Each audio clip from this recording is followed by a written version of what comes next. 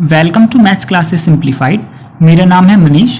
आज से हम शुरू कर रहे हैं क्लास 10th का चैप्टर 5 एपी, जिसको इंग्लिश में बोलते हैं अरिथमेटिक प्रोग्रेशन और हिंदी में बोलते हैं समांतर श्रेणी। तो यहाँ पर मैंने कुछ लिखा हुआ है, तो ये क्या है? क्या इन्हें अभी एपी बोल सकते हैं? नहीं। हम इन्हें एपी जब बोलेंगे पहले हम कंफर्म करेंगे कि क्या ये एपी है। एपी होती क्या है अभी वो हम देखेंगे ही, लेकिन इसे अब ये एपी है कि नहीं हमें ये तो पता है नहीं, इसलिए हम इसे अभी बोलेंगे सीक्वेंस या सीरीज, और हिंदी में बोल सकते हैं श्रृंखला। जब पक्का हो जाए कि ये एपी है तब हम इसे फिर एपी बोलेंगे। अभी हम इसे सीरीज या श्रृंखला बोलेंगे इन्हें। तो अब हम देखते हैं कि क्या ये जो सीरीज, सीक्वेंस या श्रृंखला है, क्या ये एपी है। अब एपी क्या होती है, हम पहले 2 और 4 के बीच में देखेंगे कितनी डिजिट का गैप है। 2 के कितनी डिजिट बाद आता है 4, तो 2 में 2 जोड़ेंगे तो आएगा ना 4। फिर 4 में कितना जोड़ें कि 6 आए, यानी कि 2। 6 में कितना जोड़ें, 8 आए, यानी कि 2। यानी कि इनके बीच का जो डिफरेंस है, यानी कि अंतर है, वो समान आ रहा है, यानी कि समान अंतर है। यानी कि जो इनका अंतर यानी डिफरेंस है वो कॉमन है, तो इसी को बोलते हैं कॉमन डिफरेंस, और हिंदी में बोलते हैं सार्वांतर या सार्व अंतर। सार्व अंतर, अगर इनके बीच में अंतर समान है यानी कि जो इनका डिफरेंस है वो एकदम कॉमन होना चाहिए। तो अगर ऐसा है तो हम कह सकते हैं कि ये जो सीरीज है वो एपी है, यानी कि सीरीज एपी बन रही है क्योंकि इनके बीच का जो अंतर है वो समान आ रहा है, इनके बीच का जो डिफरेंस आ रहा है कॉमन आ रहा है। अब यहाँ पर जो ये 2 आया है ना, इसी को हम बोलते हैं डी। डी मतलब होता है डिफरेंस, यानी कॉमन डिफरेंस, और हिंदी में बोलते हैं सार्व अंतर। तो अगर सार्व अंतर देखेंगे, अगर सार्व अंतर यानी कि कॉमन डिफरेंस सभी का सेम आ रहा है तो हम कह सकते हैं कि वो एपी बन रही है। अब इधर देखते हैं, 5 में कितना जोड़ें कि 8 आए। 3, 5 और 8 के बीच में 3 डिजिट का गैप है। 8 और 11 के बीच में कितने का गैप है, फिर से 3 का। 8 में 3 जोड़ेंगे फिर 11 आएगा। 11 और 14 के बीच में कितने का गैप है, 11 में 3 जोड़ेंगे फिर 14 आएगा। तो हमने देखा यहाँ भी जो डिफरेंस है वो सबका कॉमन है, यानी कि अंतर समान है, तो यहाँ पर जो डी है वो सबका सेम आ रहा है, इसलिए हम कह सकते हैं ये भी एपी है। अब हम इधर देखते हैं, यहाँ पर है 4। 4 में कितना जोड़ें कि 6 आए, 2। 6 में कितना जोड़ें कि 9 आए, 3। इनका अंतर समान नहीं है, यानी कि ये एपी नहीं है, नॉट एपी। तो इस तरीके से हम अपनी सीरीज को देखकर बता सकते हैं, श्रृंखला को देखकर बता सकते हैं कि वो एपी बन रही है या नहीं।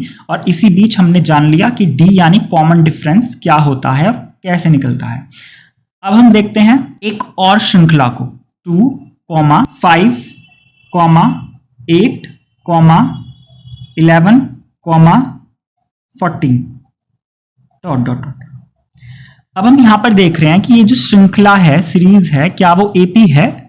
तो 2 में 3 जोड़ेंगे 5 आएगा, 5 में 3 जोड़ेंगे 8 आएगा, 8 में 3 जोड़ेंगे 11 आएगा, 11 में 3 जोड़ेंगे 14 आएगा, यानी कि एपी तो है। अब ये जो 2 है ये क्या है, जो 2 है इसी को बोलते हैं फर्स्ट टर्म। फर्स्ट टर्म यानी प्रथम पद। कितना हुआ, 2। हम 14 पर इसे रोक देते हैं, 14 पर रुक चुकी है एपी, बस इतनी ही एपी है, 14 से आगे नहीं है।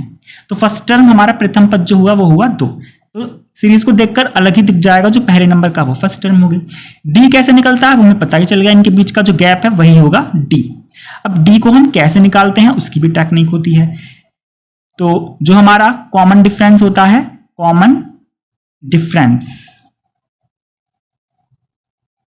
जिसको हम बोलते हैं सार्व अंतर,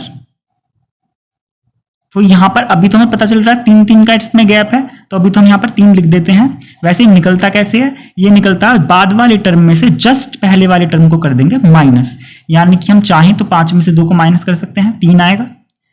अगर चाहें तो 8 में से 5 को भी माइनस कर सकते हैं, अगर चाहें तो 11 में से 8 को भी माइनस कर सकते हैं, अगर चाहें तो 14 में से 11 को भी माइनस कर सकते हैं। ऐसा नहीं करेंगे 14 में से 8 को, जस्ट पहले वाली टर्म माइनस करनी है, तो बाद वाली टर्म में से जस्ट पहले वाली टर्म को माइनस करते हैं तो हमारा डी निकल जाता है।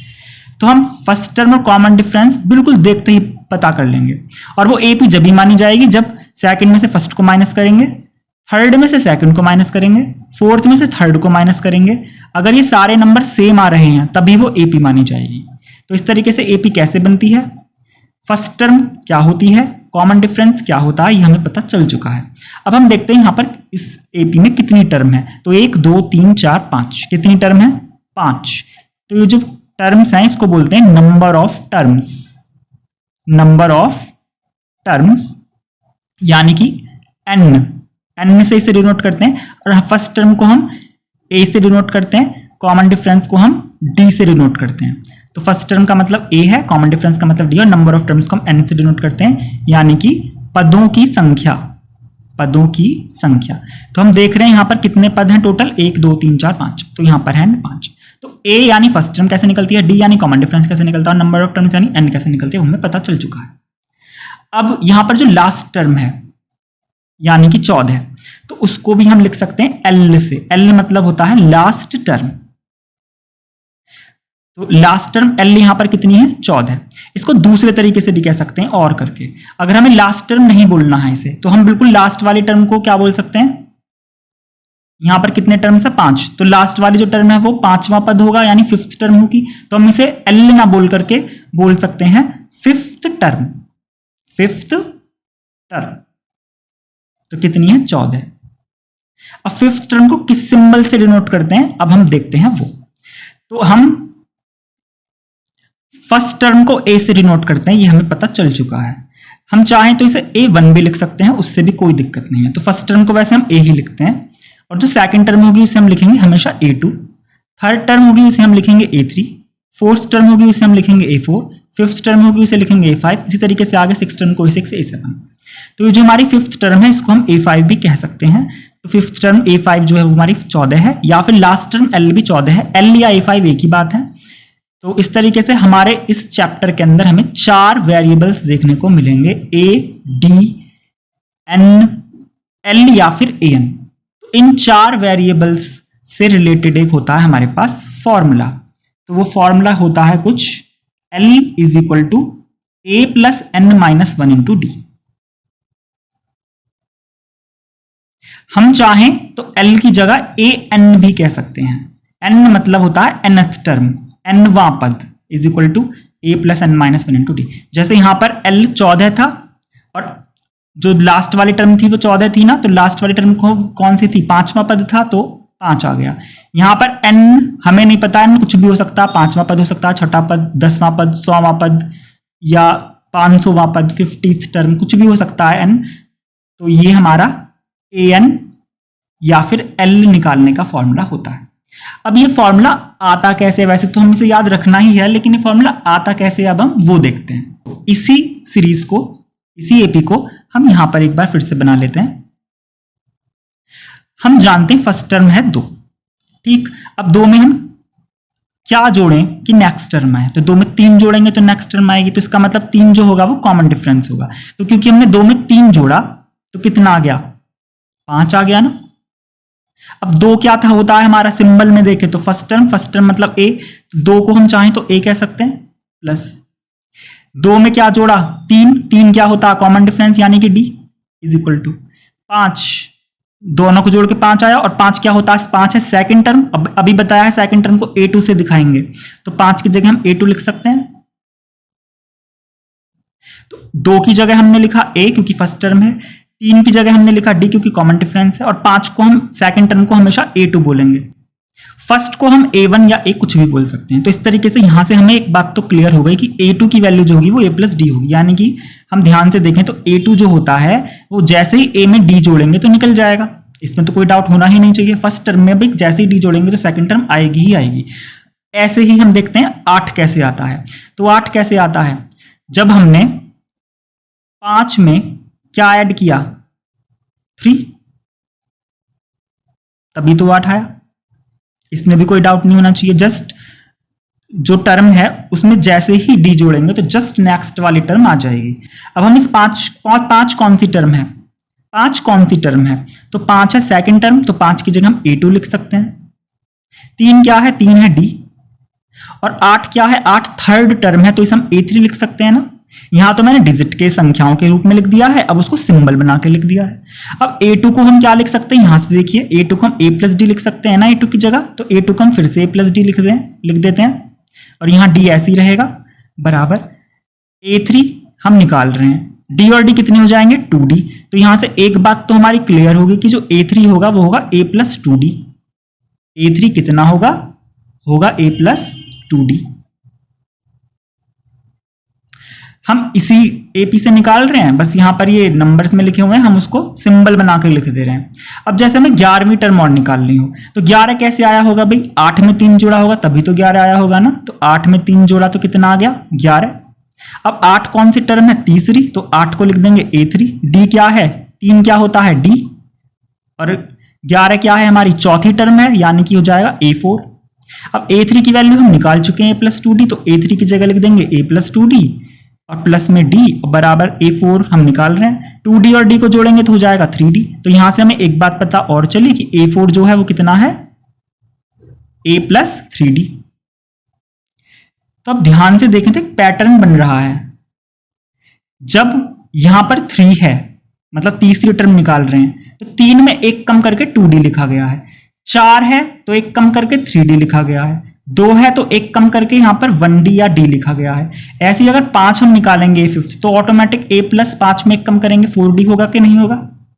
इस तरीके से हम निकाल सकते हैं आगे की टर्म भी। ऐसे ही अगर हमें 6 निकालना हो तो 6 में एक कम करेंगे तो 5D होगा कि नहीं होगा।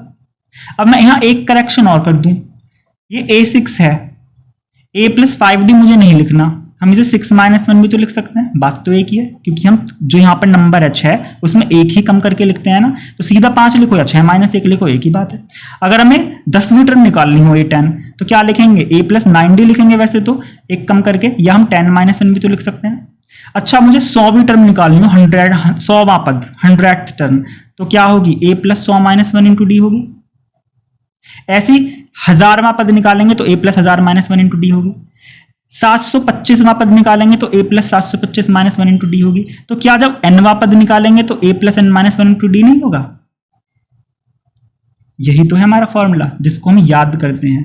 तो ये हमें याद तो होना ही चाहिए, लेकिन यहां कॉन्सेप्ट क्लियर किया है कि ये आता कैसे है।